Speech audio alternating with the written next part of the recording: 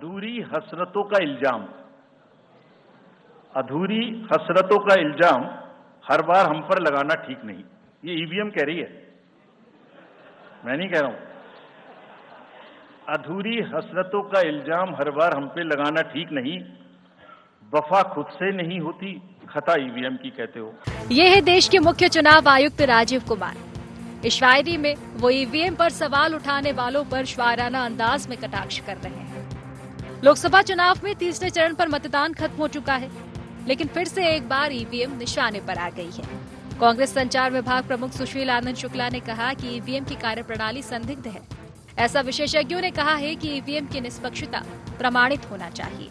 हार जीत एक अलग विषय है, लेकिन ईवीएम की निष्पक्षता पे सवाल होना एक अलग विषय है। हम हारें या जीतें, लेकिन ईवीएम की कार्यप्रणाली संदिग्ध है, ऐसा अनेक विशेषज्ञों ने कहा है। तो इसकी निष्पक्षता प्रमाणित होनी चाहिए। चुनाव आयोग के फेवर में माननीय उच्चतम न्यायालय का फैसला भले आ गया है, लेकिन ईवीएम के प्रति जो आम आदमी के दिमाग में एक संदिग्ध भावना है, ईवीएम के प्रति जो एक शंका है, उसको दूर की जानी चाहिए। इन सवालों पर बीजेपी भी हमलावर है। बीजेपी इसको लेकर तंज कस रही है।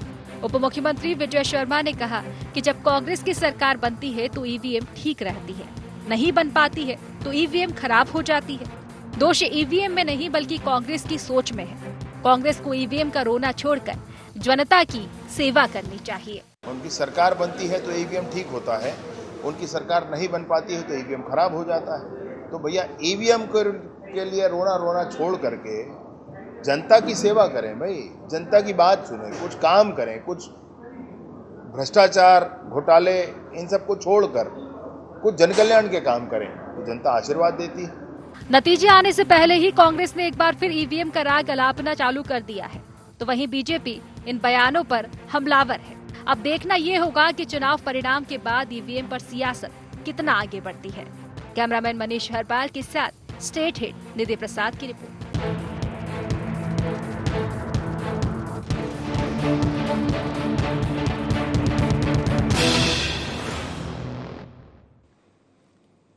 नमस्कार, गुहार छत्तीसगढ़। फिर ईवीएम पर सवाल में आपका स्वागत है। मैं हूं राजेश सक्सेना। आज इसी मसले पर, इसी विषय पर हम चर्चा करेंगे, लेकिन उससे पहले देख लेते हैं गुहार पॉइंट्स। फिर क्यों उठे ईवीएम पर सवाल? कांग्रेस को क्यों है ईवीएम की निष्पक्षता पर संदेह? क्या दोहरा नहीं है ईवीएम पर कांग्रेस का रवैया? कब तक ईवीएम पर फूटेगा हार का ठीकरा? तो ये हम गुहार पॉइंट से, जिसके इर्द गिर्द आज की हमारी ये चर्चा होगी। छत्तीसगढ़ में 3 चरणों का जो मतदान है वो पूरा हो चुका है। 11 लोकसभा की सीटें छत्तीसगढ़ में हैं और 11 पर ही वोटिंग हो चुकी है।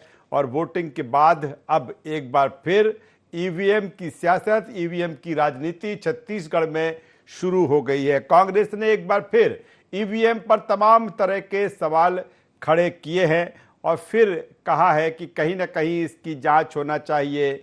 जो संदेह है, कहीं ना कहीं वो संदेह दूर होना चाहिए।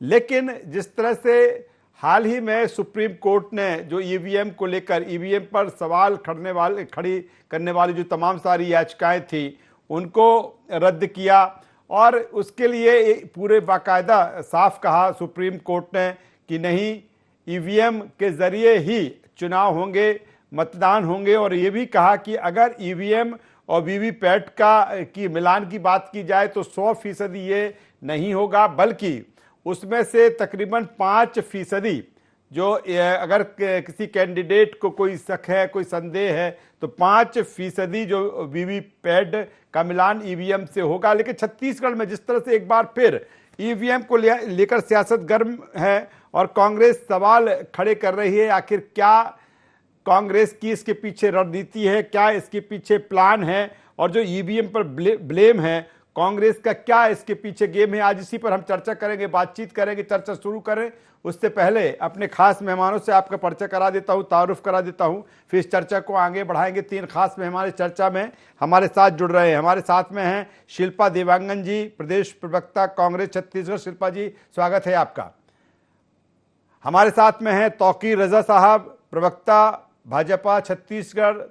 रजा साहब, आपका स्वागत है। और राजनीतिक विश्लेषक वरिष्ठ पत्रकार लखन चौधरी साहब हमारे साथ में हैं। लखन जी, मैं आपका भी बहुत बहुत स्वागत करता हूं।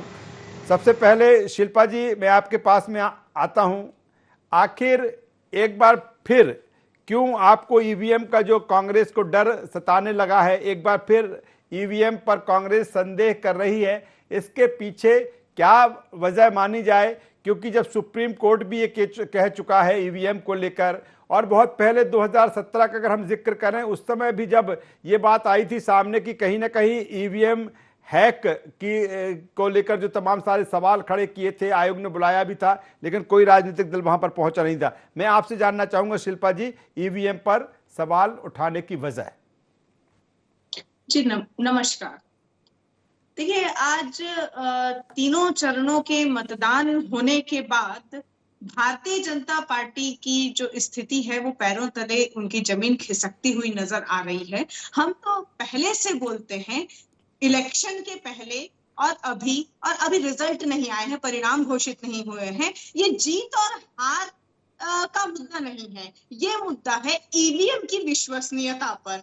ग्राउंड में भी, ग्राउंड रिपोर्ट में आप देख लीजिए, जनता में भी कहीं ना कहीं ये आशंका बनी रहती है कि क्या ईवीएम विश्वसनीय है या नहीं है। तो कुल मिलाकर हमारी मांग हमेशा यही होती है कि ईवीएम का जो है लाया किसने? ईवीएम को कांग्रेस ने ही लाया था, परंतु आज के दिनांक में इतने सालों बाद ईवीएम की विश्वसनीयता क्यों खो गई? पहली बात। दूसरी बात ये है कि हम मांग करते हैं कि वीवीपैट में जो पर्चियां होती है उनका सही आप मिलान कर लीजिए, ना तो किसी को शक रहेगा, ना कोई आशंका रहेगी, और विश्वसनीयता भी बनी रहेगी, पारदर्शिता भी बनी रहेगी।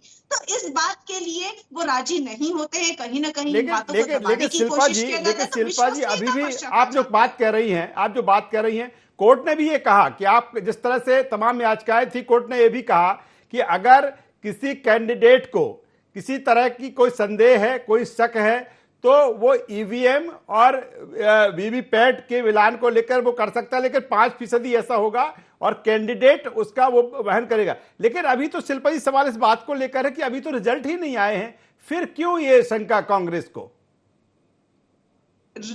ये रिजल्ट के ऊपर डिपेंड नहीं करता है, कांग्रेस की जीत भी होती है। जैसे कि भूपेश बघेल जी जब मुख्यमंत्री बने थे पिछले विधानसभा चुनाव के बाद में कांग्रेस की जीत हुई थी, उसके बाद भी ईवीएम पर अविश्वसनीयता पर जो है संदेह मुख्यमंत्री जी ने खुद ने जताया था, पूर्व मुख्यमंत्री जी ने। तो इस प्रकार से जीत और हार के लिए नहीं कांग्रेस ऐसा करती है, विश्वसनीयता की बात है, पारदर्शिता की बात है। एक और 2009 में जब भाजपा चुनाव हारी थी, आपको याद होगा, उस समय इनके जो प्रवक्ता थे नरसिम्हा राव जी, उन्होंने पूरी पुस्तक लिख डाली थी कि किस प्रकार से ईवीएम हैकिंग और इस प्रकार की। तो ये बात हम ही नहीं कहते, ये संदेह इनकी तरफ से भी बार बार जारी किए गए हैं। तो इसीलिए पारदर्शिता की मांग जो है, चलिए मैं आता हूँ, मैं आऊंगा शिल्पा जी, इसके आगे आऊंगा मैं कि आखिर कांग्रेस क्यों, ये लगता है क्योंकि जब, चलिए मैं आता हूं, उसके आगे के सवाल के साथ में आऊंगा। तौकीर रजा साहब के पास में आता हूं। तौकीर रजा साहब, क्या कहेंगे? कांग्रेस एक बार फिर ईवीएम को लेकर जिस तरह से सवाल खड़े कर रही है।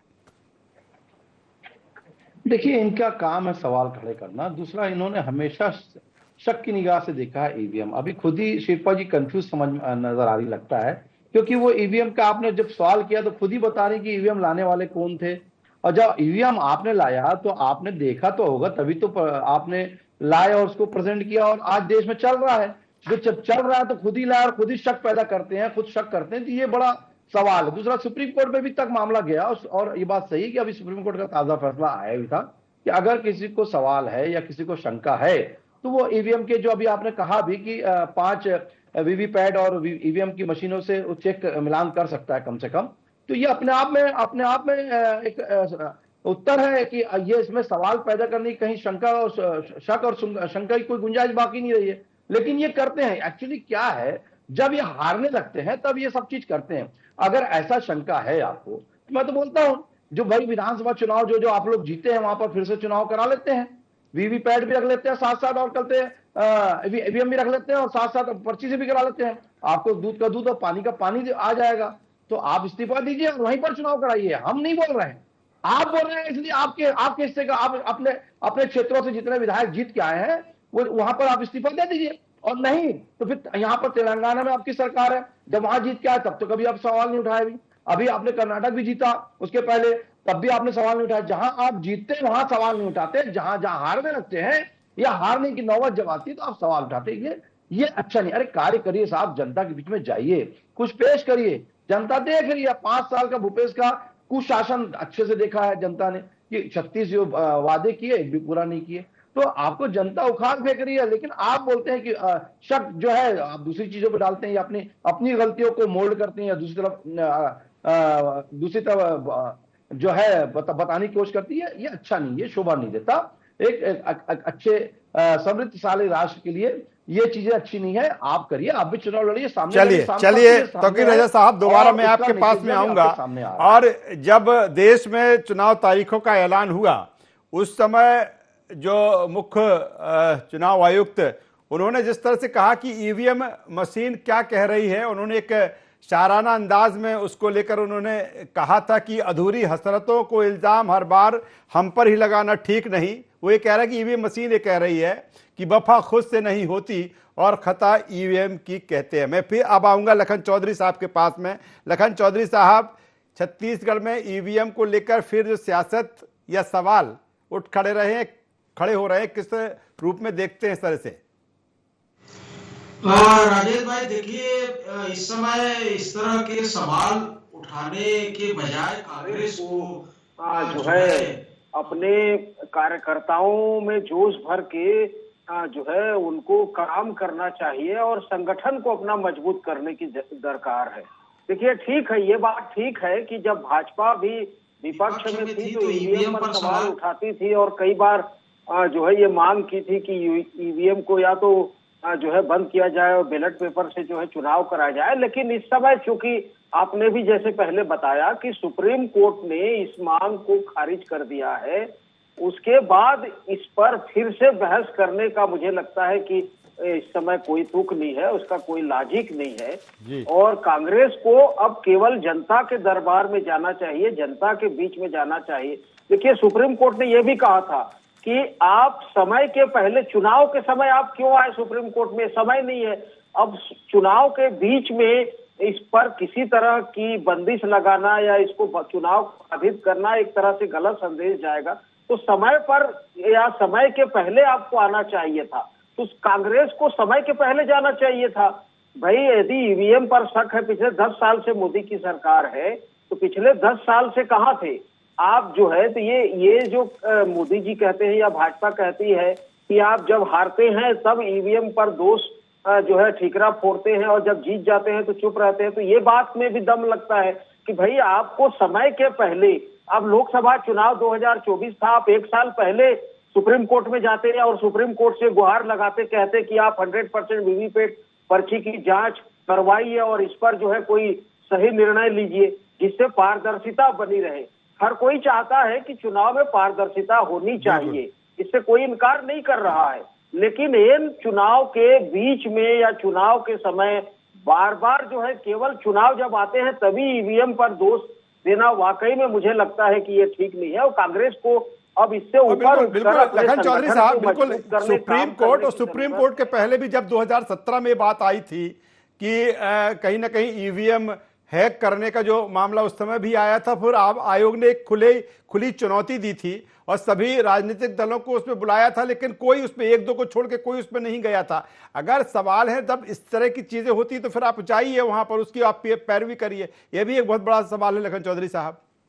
बिल्कुल बिल्कुल, निश्चित तौर पर यही तो मैं कह रहा हूं कि समय रहते और समय पर जब इसकी बात होनी चाहिए तो उस समय आप नहीं करते बात, और केवल चुनाव के समय, चुनाव बीच में आता है।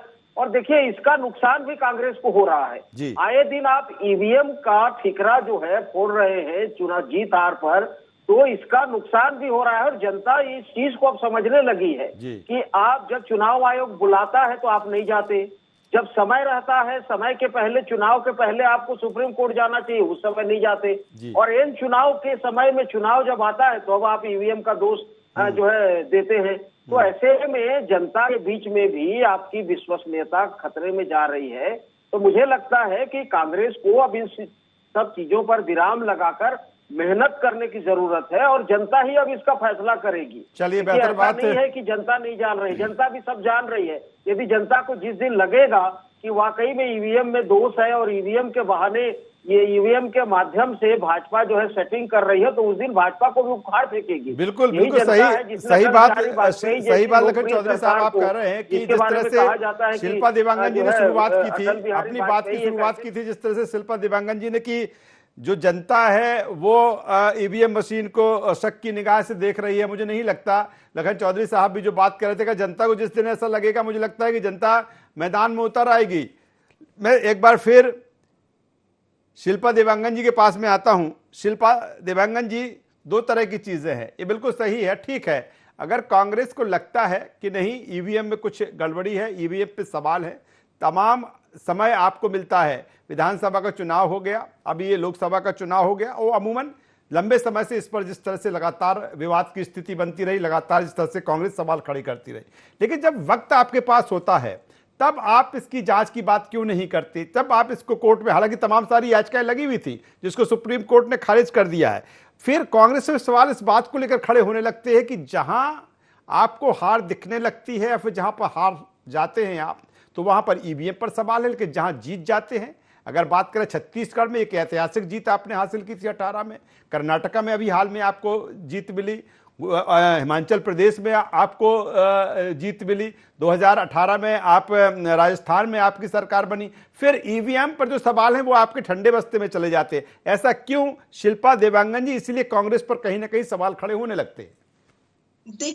देखिए आज के दिनांक में सोशल मीडिया का जमाना है, आप भी जानते हैं। विभिन्न प्लेटफॉर्म में सोशल मीडिया में एक आम जनता, देश का आम नागरिक भी किस तरीके से ईवीएम पर संदेह करता है। ये सिर्फ कांग्रेस के नेता, कांग्रेस के कार्यकर्ता कितने हैं, ऐसे बात नहीं होती है। उसमें होता है सोशल मीडिया में, आप यदि मैसेज देखेंगे, उसमें आप एक ऑन रिकॉर्ड देखेंगे, तो कहीं ना कहीं आप बोलचाल की भाषा में भी आप जब लोगों से इंटरैक्ट करते हैं, तो उसमें जनता में भी कहीं ना कहीं संदेह है। हम सिर्फ यही मांग कर रहे हैं कि ईवीएम जैसे मशीन पर संदेह नहीं होना चाहिए, तो इसकी पारदर्शिता आप कर लीजिए। पारदर्शिता कैसे होगी भाई? वो तो वीवीपैट की गिनती से हो जाएगी। और कहीं ना कहीं आप भी देखेंगे कि कई जगह ईवीएम में गड़बड़ी मिलती है, कई जगह बटन कहीं दबाओ तो बटन कहीं दबते हैं, कई जगह पर्चियां अलग निकलती हैं। ऐसे भी मामले जनता के बीच में नहीं, ठीक है शिल्पा जी, अगर आपको लगता है, ऐसा लगता है तो सुप्रीम कोर्ट कह रहा है ना, सुप्रीम कोर्ट, शिल्पा जी अगर ऐसा लगता है तो सुप्रीम कोर्ट ये कह रहा है ना कि किसी भी लोकसभा क्षेत्र में शामिल विधानसभा क्षेत्रवार की टोटल जो ईवीएम है उसमें 5% मशीनों की जांच हो सकेगी, 5% ईवीएम की वीवीपैट से मिलान हो सकेगा। तो आप वो ये विकल्प है ना आपके सामने। अगर लगता है कि आपको यहाँ गड़बड़ी कुछ नजर आ रही है कि ऐसा हुआ, आपने कहा कि बटन कुछ दबाओ, कुछ दब गया, कुछ निकला, अगर ऐसी चीज है तो कांग्रेस को चिन्हित करना चाहिए और फिर इसको जाके जो सुप्रीम कोर्ट ने जो व्यवस्था दी है उसके अनुसार फिर काम करना चाहिए। जी, निश्चित रूप से ऐसे निर्णय का हम स्वागत करते हैं सुप्रीम कोर्ट के, परंतु यही चीज पारदर्शिता यदि 100% लानी है तो चीजें भी 100% करनी पड़ती है। तो अभी जो निर्णय है उसका मैं बिल्कुल स्वागत करती हूँ, लेकिन इसको पारदर्शिता से करने के लिए हम मांग चलिए चूंकि वक्त की कमी है, मैं तौकीर रजा साहब से भी कमेंट ले लेता हूँ। तौकीर रजा साहब आप ही जवाब दे दें। जताया गया था। चलिए तौकीर रजा साहब जवाब दे दीजिए आप। हर पत्ती टूटकर गिर पड़ी, हर पत्ती बोझिल होके गिरी, हर पत्ती बोझिल होके गिरी, हर शाख टूटकर गिर पड़ी, उस बारिश में ही फसल उजड़ गई जिस बारिश से वो तैयार हुई। यही स्थिति कांग्रेस की है। आप देखिए कि जनता ने इनको खाड़ फेंका, उसके बाद भी ये समझने को तैयार नहीं है। और ये बात बहुत, चौधरी जी ने भी बहुत अच्छी बात कही कि भाई अगर जनता उनको लगता कि जनता को लगता कि ईवीएम में गलती है या ईवीएम में कुछ गड़बड़ी है, तो जनता ही उखाड़ फेंकती, भाजपा को भी उखाड़ फेंकेगी, ऐसा कुछ नहीं है। लेकिन आप इसको मानने को तैयार नहीं है। और 5% का जो वादा माननीय सुप्रीम कोर्ट ने किया, ये अपने आप में एक मिसाल है। तो ये अच्छा फैसला है, उसका स्वागत होना चाहिए और इनको भी मानना चाहिए। और ना नुकुर करते हुए आप जनता के बीच में जाइए और अपनी जो भी मूलभूत समस्या जनता की उसको सुनिए, उसका निराकरण करने का प्रयास करिए। क्यों नहीं, जनता हो सकता है आपको कहीं ना कहीं आपको बनाने का प्रयास कर ले, लेकिन आप लोग जो आपके बयान हैं, आप हमेशा आपको बयान ही आपके हराते रहे, आपके भ्रष्टाचार आपको हराते रहे, सब चीज को त्यागना पड़ेगा। आपके संगठन में एकता नहीं है, उसको त्यागना पड़ेगा। तो ये तो खैर आपका अंदरूनी मामला, मैं उसमें नहीं बोलना चाहता था, लेकिन आपने बात कर ली तो मैं बता रहा हूं। हमने संगठन को, जैसे हमने जीरो टॉलरेंस की पॉलिसी में हमने काम किया है, राष्ट्रवाद पे हमने काम किया है, विकसित भारत पे हम काम कर रहे हैं। माननीय मोदी जी विकसित भारत के लिए जो स्वप्न देखा था, एक एक योजना पे कार्य कर रहे हैं, जमीन स्तर पे हर व्यक्ति का ध्यान रख रहे हैं, हर जनता के हर, वो ये भेदभाव नहीं कर रही कि वो कांग्रेस का है या भाजपा का है या आम आदमी पार्टी का है या जनता दल यूनाइटेड का है या एसपी का है, सबके लिए वो क्या कार्य कर रहे हैं। जो जिसको फायदा सबको मिलना चाहिए, सबका ख्याल करें। चलिए सबका साथ जो वक्त की कमी है। लखन चौधरी साहब के पास में आऊंगा फाइनल कमेंट्स के साथ में। आपको देगी क्यों नहीं लखन, देगी अगर आप काम करेंगे। ठीक है, लखन चौधरी साहब के पास में आ जाता हूं। लखन चौधरी साहब, दो चीजें अहम है। हालांकि लगभग सारा जो विश्लेषण है आपने बेहतर तरीके से बता दिया है, लेकिन सवाल दो चीजें अहम जो है कि कांग्रेस जिस तरह से ईवीएम पर सवाल खड़े कर भी रही है और नहीं भी खड़े कर रही है। अगर हम देखें, चाहे शिल्पा देवांगन जी कह रही हों या अन्य जो कांग्रेस के नेता कह रहे हों, कहीं ना कहीं ये क्लियरिटी भी नहीं है पूरी ईवीएम मशीन को लेकर। दूसरी तरफ अगर देखा जाए कि अभी तो रिजल्ट्स भी नहीं आए हैं और उसके पहले ही जो चीजें हो रही हैं, किस रूप में देखा जाए सर? लखन जी, देखिए, कांग्रेस को बहुत ज्यादा अपने इन सब मुद्दों को लेकर जो है सोचने की जरूरत है। तो वैचारिक जो विरोधाभास है, कि वैचारिक विरोधाभास जिसकी ओर आपने इशारा किया, इन सब चीजों को लेकर एक तो जो है क्लियरिटी होनी चाहिए। अंतर कला जो है, अंतर विरोध है, अपने संगठन को मजबूत करने की जरूरत है।